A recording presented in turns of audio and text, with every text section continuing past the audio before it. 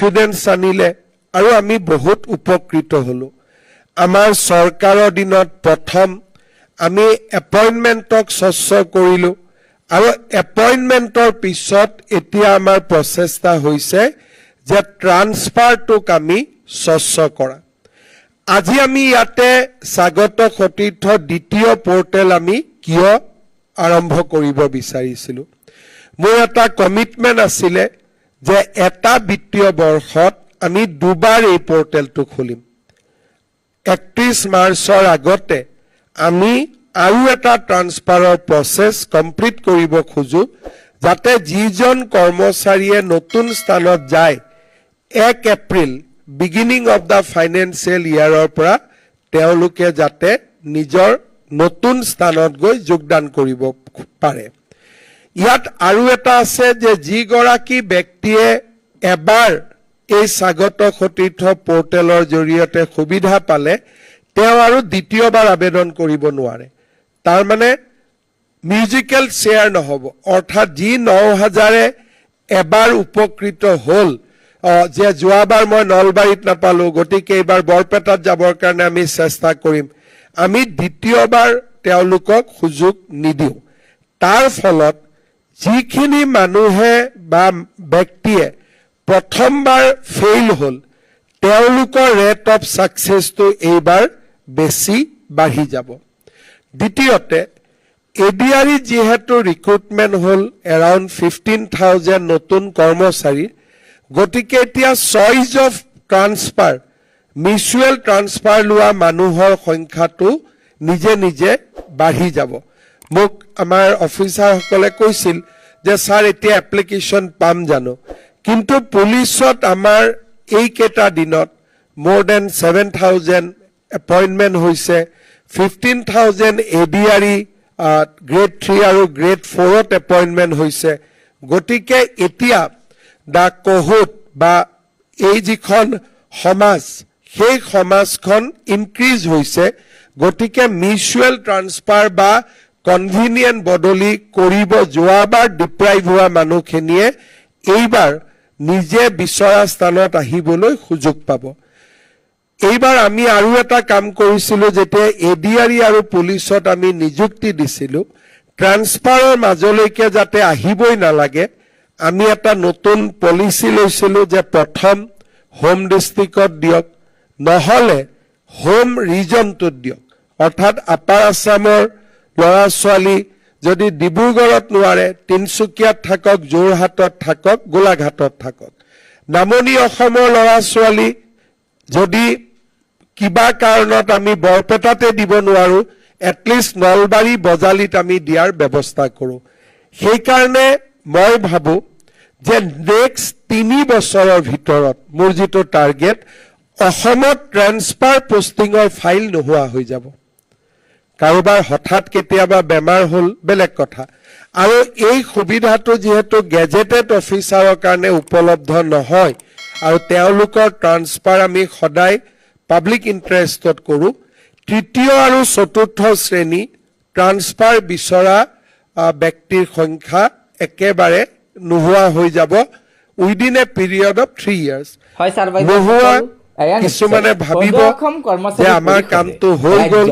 আৰু কিছুমানে ভাবিব যে এতিয়া হাতত এপ্লিকেশন লৈ গৈ লাভ নাই আমাৰ যি হ'ব স্বাগত সতীৰ্থ পোৰ্টেলত হ'ব আমি অহা 2 বছৰ পিছত নটিফিকেশনো দিম যে এতিয়া আৰু কোনো কাৰোবাৰ দেউতাকৰ কেঞ্চাৰ হৈছে নিজৰ বেমাৰ হৈছে এক্সট্ৰিম মেডিকেল গ্ৰাউণ্ডৰ বাদে মেনুৱেলি আৰু একো ট্ৰান্সফাৰ নহয় সেই কথাটো কৈ দিয়াৰ লগে লগে বহু দিনৰ পৰা আমাৰ ডিপাৰ্টমেন্ট সমূহত ডাইৰেক্টৰেট সমূহত চলি থকা এটা ব্যৱস্থা নোহোৱা হ'ব আৰু চৰকাৰী কৰ্মচাৰীৰ মনত যি ভয় সোমাই থাকে যে মই এনেকে কিবা কৰিলে মোক ট্ৰান্সফাৰ কৰি দিব সেই ব্যৱস্থাবিলাকো নোহোৱা হৈ যাব কিন্তু স্বাগত সতীৰ্থ পোৰ্টেল থকাৰ পিছতো চৰকাৰত ৰাজহুৱা স্বাৰ্থৰ খাতিৰত যদি আমি কিবা ট্ৰান্সফাৰ কৰিব লাগে সেই ব্যৱস্থাটো সদায় মুকলি হৈ থাকিব কাৰণ আজি আমাৰ কাজিৰঙাত 10 জন ফৰেষ্ট গাৰ্ড আছে কিন্তু তাতে যদি চোৰাং শিকাৰ হয় আমি 20 জন ফৰেষ্ট গাৰ্ড পঠাব লাগিব তাতে ৰাজহুৱা স্বাৰ্থ হোৱাৰ লগে লগে তেতিয়া এই নিয়মবিলাক বেকফুটত যাব আৰু পাব্লিক ইণ্টাৰেষ্টটো ফ্ৰণ্ট ফুটত আহিব যদি ৰাজ্যখন যেনেকে আমি বিচাৰো তেনেকেই চলি থাকে অৰ্থাৎ ষ্টেটাছ কো তেতিয়ালে পাব্লিক ইণ্টাৰেষ্টৰ প্ৰয়োজন নাথাকে কিন্তু যদি কবাত ল এণ্ড অৰ্ডাৰ হয় ডিফিকাল্টিজ হয় বানপানী হয় ৰিলিফ ৰিহেবিলিটেশ্যনৰ কথা আহে তেতিয়া আমি ৰাজহুৱা স্বাৰ্থৰ খাতিৰত আমি নিশ্চিতভাৱে ট্ৰান্সফাৰ কৰিব পাৰিম যোৱাবাৰ আমি 1 জানুৱাৰীত প্ৰচেছটো আৰম্ভ কৰিছিলোঁ আৰু 7 জুনত ইয়াক আমি শেষ কৰিছিলোঁ আৰু ই ভাৰতৰ ভিতৰতে এটা প্ৰশংসনীয় পদক্ষেপ হোৱাৰ বাবে এই গোটেই স্বাগত সতীৰ্থ পৰ্টেলৰ পিছত থকা সাধাৰণ প্ৰশাসন বিভাগৰ দায়িত্বপ্ৰাপ্ত বিষয়াসকলক আমি কৰ্মশ্ৰী সন্মানেৰে সন্মানিত কৰিছিলোঁ কাৰণ দিছ ৱাজ এ ইউনিক এক্সপিৰিয়েঞ্চ এইটো ক'তো কেতিয়াও হোৱা নাই এইবাৰ মই ডিপাৰ্টমেণ্টক আৰু এটা প্ৰত্যাহ্বান দিব খুজিছোঁ আমি টাৰ্গেট কৰিব লাগে যে গোটেই কামটো 7th মাৰ্চৰ আগত যাতে হৈ যায় আৰু ইলেকশ্যন কমিশ্যন অফ ইণ্ডিয়াকো আমি জনাব লাগে যে যদি মডেল কোড অফ কণ্ডাক্ট আহেও এই কামটোত যাতে আমি এক্সেমশ্যন পাওঁ বিকজ এইটো কোনো পলিটিকেল নহয় ইট ইজ এটা ট্ৰান্সপাৰেণ্ট ব্যৱস্থা এটা আৰু আমি before code of conduct we have started the process মুখ্য সচিব ডাঙৰীয়াক মই অনুৰোধ কৰিম যাতে ইলেকশ্যন কমিশ্যনৰ পৰা এটা এক্সেমশ্যন ল'বলৈ চেষ্টা কৰে যে যদি কিবা কাৰণত 7 মাৰ্চৰ আগতে নিৰ্বাচন ঘোষণা হয় যোৱাবাৰ 27 ফেব্ৰুৱাৰীত হৈছিলে আমি যাতে এই কামটো তথাপিতো কৰিব পাৰোঁ বিকজ ইয়াত নাথিং পলিটিকেল আৰু the process has started mass before আৰু যদি কিবা কাৰণত কমিশ্যনে অনুমোদন নিদিয়ে তেতিয়া আমি ব্যৱস্থাখিনি কৰি থব পাৰিম ইলেকশ্যনৰ পিছতে তাক এফেক্ট দিব পাৰিম কিন্তু আমি যদি 7 মাৰ্চ মই কিয় কৈছো আজি আমি 2 তাৰিখ 4-5 দিন বুজুতে লাগিব টাইমলাইনটো এনেকে কৰিব লাগে যে we should give this time only 15 days time কাৰণ এতিয়া সকলোৱে জানে সিস্টেমটো বুজি পায় পেপাৰ টিভিত ভাল কৰি এডভাৰটাইজ দিয়ক যে লাষ্ট ডেট 15 ডেজ যদি কিবা কাৰণত আৰু 2 দিন বঢ়াব লাগে আমি বঢ়াই দিলো আৰু ডিপাৰ্টমেণ্টখিনিয়ে খুব এক্টিভলি ফাষ্ট কাম কৰিলে মই ভাবো যে নেক্সট 15 ডেজত we will be able to prepare all the transfer order গতিকে মই এইবাৰ বহুত বেছি স্পীডত আৰু উইথ ৰেষ্ট্ৰিক্টেড টাইম লিমিট কৰিবৰ কাৰণে অনুৰোধ কৰিম কাৰণ যদি কিবা কাৰণত কোনোবা বাদু পৰি যায় অহাবাৰ জুন মাহত আমি আকৌ খুলিম সো এইটো দুবাৰ এটা বছৰত হৈয়ে থাকিব গতিকে সকলোৱে সুবিধা ল'ব পাৰিব আৰু এইবাৰ সেই 9000 কৰ্মচাৰীক বাদ দি যেহেতু হ'ব কামৰ চ্যালেঞ্জটো বহুতখিনি কমি যাব মই ইমিডিয়েটলি আজিৰ পৰা এই স্বাগত সতীৰ্থ পৰ্টেলৰ জৰিয়তে আগবাঢ়িবলৈ অনুৰোধ কৰিম আৰু এটা এইবাৰ যেতিয়া মই চিফ সেক্ৰেটাৰী আছিলে আমি ডেভছত গৈছিলোঁ সুইজাৰলেণ্ডত এটা কোম্পানীয়ে আমাক আহি এটা প্ৰেজেন্টেশ্যন দিছিলে যে এজন চৰকাৰী কৰ্মচাৰীক কিবা কাৰণত হঠাতে অকণমান নিজৰ দৰমহাটো 10 দিন আগত লাগে সে মোৰ দৰমহাটো 1 তাৰিখে হ'ব কিন্তু 25 তাৰিখে মোৰ দেউতাৰ বেমাৰ হ'ল বা 25 তাৰিখে মোৰ ল'ৰাটোক সাডেনলি তেওঁ কলেজত এডমিশন পাইছে তেওঁৰ ফিজটো আমি জমা দিব লাগে 1 তাৰিখে দৰমহা পামেই কিন্তু মোক 7 দিন 10 দিন আগত দৰমহাটো লাগে ৰাজস্থানত এটা নতুন তেওঁলোকে ব্যৱস্থা কৰিছে যে খুব কম ৰেট অফ ইন্টাৰেষ্টত এনেকুৱা আজিকালি বেংক থাকে যে লগে লগে দৰমহাটো এডভান্স দি দিয়ে তাৰ পিছত দৰমহাটো আপুনি 1000 কৰি ঘূৰাই দিব পাৰিব বা একেলগেও ঘূৰাই দিব পাৰিব 20 তাৰিখে মই দৰমহাটো আগতে লৈ ললো 1 তাৰিখে দৰমহা পালো I can return the entire money then rate of interest will be count only on 15 days. কিন্তু মই ললো হয়, কিন্তু একেলগে ঘূৰাই দিলে মই অহা মাহটো কেনেকে চলিম? So মই stagger কৰি ঘূৰাই দিম in a period of 1 year. ইয়াতে বেংকে যি লোন চাৰ্জ কৰে সেইটো লোন নহয়, চৰকাৰৰ লগত আমি নেগোচিয়েট কৰিম, খুব কম ৰেট অফ ইণ্টাৰেষ্ট হ'ব, মেবি 1%, যে আমি 15 দিনৰ কাৰণে ধাৰ লৈছো, তো rate of interest will be just 1%. কিন্তু এবছৰলৈকে টকাটো লাহে লাহে ঘূৰাই দিম,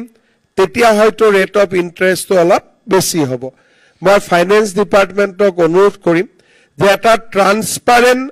বিড প্ৰচেছৰ জৰিয়তে আমি এই সুবিধাটো চৰকাৰী কৰ্মচাৰীসকলক দিব লাগে. কাৰণ মই দেখিছো আৰু আমি নিজেও এইবিলাক এক্সপিৰিয়েঞ্চ কৰিছো. আমাৰ দেউতাহঁতে চৰকাৰত কাম কৰিছিলে, 1 তাৰিখে দৰমহা আহিব, কিন্তু টকাটো 20 তাৰিখে লাগে দাদাক হোষ্টেলত দিবৰ কাৰণে, কাৰোবাৰ ওচৰত হাত পাতিব লাগে. এই যে হাত পাতিলে মানুহৰ মাজত অব্লিগেশ্যনৰ সৃষ্টি হয়, যে তোমাক মই বিপদৰ সময়ত টকাটো ধাৰ দিছিলো, সো তুমি এই কামটো মোৰ কৰি দিয়া, লিগেল হওক ইলিগেল হওক. আৰু যেতিয়া মানুহৰ মনত অব্লিগেশ্যন থাকে, তেতিয়াহ'লে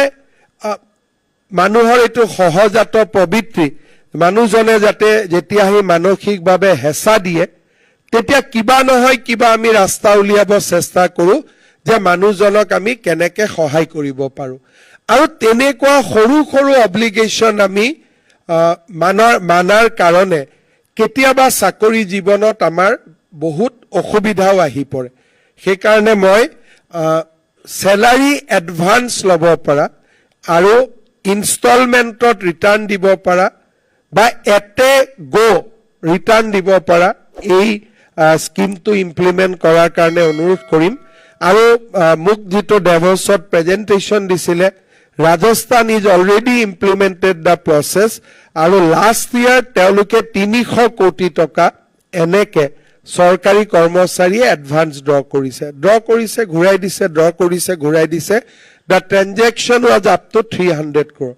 আমাৰ কৰ্মচাৰী কম আছে, আমাৰ ইমান নহ'ব, বাট এটলিষ্ট বিপদৰ সময়ত দিছ উইল বি এ ইনষ্ট্ৰুমেণ্ট য'ত নেকি চৰকাৰী কৰ্মচাৰীয়ে ইয়াক ব্যৱহাৰ কৰিব পাৰিব. চ' এইটো মোৰ আৰু এটা ছাজেশ্যন, যাতে আমি ইমপ্লিমেণ্ট কৰিব পাৰোঁ. আমি এনেকে সৰু সৰু কিছুমান কাম কৰি আছোঁ. শ্ৰদ্ধাঞ্জলি বুলি আমি এটা স্কিম হাতত লৈছিলোঁ, যে বাহিৰত কোনোবা ষ্টুডেণ্ট বা বাহিৰত কোনোবা অসমীয়া যদি কিবা কাৰণত মৃত্যু হয়, তেতিয়া আমি তেওঁলোকৰ ডেড বডি আমি সন্মান সহকাৰে অসমলৈ উভতাই নিম. সৰু স্কিম, কিন্তু এতিয়ালৈকে আমি কিমান মানুহক ইয়াত সহায় কৰিলোঁ. ছেপ্টেম্বৰত আমি ইয়াক লঞ্চ কৰিছিলোঁ. 162টা মৃত শৰীৰ আমি সন্মানেৰে অসমলৈ উভতাই আনিছোঁ. আমাৰ ছেপ্টেম্বৰত 22টা, অক্টোবৰত 30টা, নৱেম্বৰত 28টা, ডিচেম্বৰত 37টা, আৰু জানুৱাৰীত 41. যোৱা বছৰ জানুৱাৰী মাহত আমি অসমত এটা নতুন প্ৰয়োগ কৰিছিলোঁ. সেয়া হৈছে চৰকাৰী কৰ্মচাৰীৰ বদলি. এই বদলিৰ যিটো প্ৰক্ৰিয়া, তাক অধিক স্বচ্ছ কৰা আৰু কৰ্মচাৰীসকলে কোনো কাৰ্যালয়লৈ নহাকৈ নিজৰ কৰ্মভূমিৰ পৰাই নিজে বিচৰা জিলাখনলৈ যোৱাৰ বাবে এটা সহজ আৰু সৰল প্ৰক্ৰিয়া. স্বাগত সতীৰ্থ যিটো আজি আমি পৰ্টেল মুকলি কৰিছোঁ, এই পৰ্টেলটোত প্ৰথমতে যিসকল চৰকাৰী কৰ্মচাৰীয়ে নিজ কৰ্মভূমিৰ পৰা আন এখন কৰ্মভূমিলৈ যাব বিচাৰে, তেওঁলোকে নিজৰ নাম পোনপ্ৰথমে পঞ্জীয়ন কৰে. পঞ্জীয়ন কৰাৰ পিছত যেতিয়া সকলোৱে পঞ্জীয়ন কৰে, কোনে ক'ত যাব বিচাৰিছে, পঞ্জীয়নৰ সময়ত তেখেতসকলে 5খন জিলাৰ নাম আগবঢ়ায়। যদি এজন কৰ্মচাৰী বৰাক উপত্যকাত কাম কৰি আছে, ব্ৰহ্মপুত্ৰ উপত্যকাৰ তেওঁ 5খন জিলাৰ নাম দিব। যেতিয়া স্ক্ৰীনত এই পঞ্জীয়নভুক্ত কৰা সকলোৰে 5খন জিলাৰ পচন্দ আহি পৰে আৰু প্ৰত্যক্ষ কৰি ট্ৰান্সফাৰ নহলেও যদি 3জন বা 4জন বা 5জন লগ লাগিলে এই চেইনটো কমপ্লিট হয়, তেনেকৈও আমি আবেদন কৰাৰ লগে লগে কম্পিউটাৰৰ জৰিয়তে তাক এটা চিষ্টেমেটিক প্ৰচেছৰ জৰিয়তে কেণ্ডিডেটজনৰ সন্মুখলৈকে আহে যে আপুনি 5খন জিলা বিচাৰিছিলে, 5খন জিলাৰ 5 নম্বৰ জিলাখন আপোনাৰ বাবে উপলব্ধ।